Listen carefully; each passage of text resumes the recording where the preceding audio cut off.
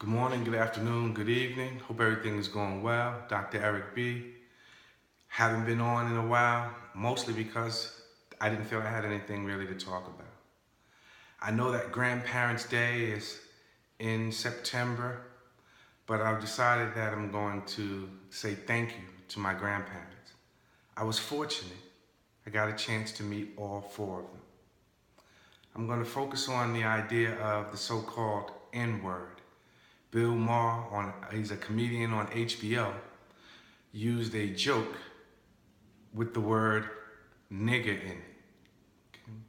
And there was a big hoopla in social media offended by the idea of a white man using the word nigger in his description of his own experience, or the idea that someone wanted him to come work in the fields.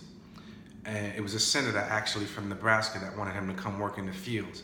And he's like, disturbed, work in the fields. I wouldn't be the type to work in the fields. I'm a house nigger. And in the black community, there would be two types of blacks during the enslavement period. The one who worked in the field, picking the cotton, growing the tobacco, growing the rice, the sugar cane, etc. And on the other hand, it would be the one who worked as the house servant, who learned the attitudes of the master simply because of the constant contact. So I was thinking, I was like, wow, it's deep, because Bill Mohr went through this social media storm where a lot of African American, or particularly black Americans, were calling for his head. He should be fired. He shouldn't be allowed to use the N-word. And that was the argument. And I was thinking, I was like, wow, this is deep. So he had some high-powered black Americans come on his show to discuss with him the error that he made, calling himself a nigger. Okay. And one of them said something that really was disturbing to me. And it made me think about my grandparents. There's this study that says that you get your attitudes and behaviors, that they skip a generation. So it's not so much that you get it from your parents, but you get it from your grandparents. And I was like, wow. So I remember my grandmother, Mrs. Blacknall, I'll call her for you all, Thelma Blacknall, and how the basic training she gave to me, specifically as her oldest grandchild, was this expectation that I would grow into leadership and take on the responsibility of keeping a clear mind. She always kept books for me. She always made sure I came over and had my catfish on Fridays.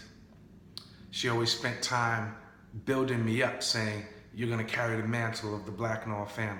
And I took pride in that. And the idea that I would lead a group of people. I had a big family, so I was like visualizing I would lead a big family. And my grandmother's from New Bern, North Carolina, which is a small city in the South. And she grew up during segregation. My other grandmother, Helena Williams, very powerful. She was diminutive, very light-skinned woman. She taught me the most interesting lessons from me spending my Sundays with her. And the lesson she taught me was, be comfortable in any environment that you're in, be truthful to yourself, be comfortable with who you are. The lesson she gave me that has stuck with me was, the idea was, one day we were riding a bus and she let me go on first and I went to the back of the bus.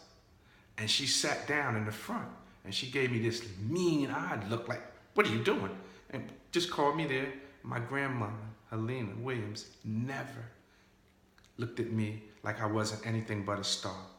That was the first time, which is probably why this is such a pertinent memory for me. So I go sit next to her in the front of the bus and we have a conversation on that bus ride. She said, do you know what people went through to be able to choose where they could sit on the bus? Don't you ever go sit on the back of the bus. And then, of course, later I start to pay closer attention to the civil rights movement, one of which Asa Philip Randolph. So if you really want to understand how to organize for that kind of mass societal improvement, read the history of Asa Philip Randolph. From that moment on, I was very careful to show respect for my grandparents. And I'll never forget when they changed it from nigger to N-word. And at first I thought it was a powerful adjustment. Then I realized, well, they just now erased history. Now you know why the sons of the Confederacy and the daughters of the Confederacy get so angry when their history tries to be erased. And then so Ice Cube goes on Bill Mohr and says that nigger is now our word. I bet the Confederates is laughing their ass off. Niggas run around calling themselves niggers and then defending it on television to hundreds of millions of people. I'm not a nigger. I know that if I put nigger into the ether, I know what comes behind that. A black man called another black man nigger right before he shoot him. Right before he tried to hurt him and his family.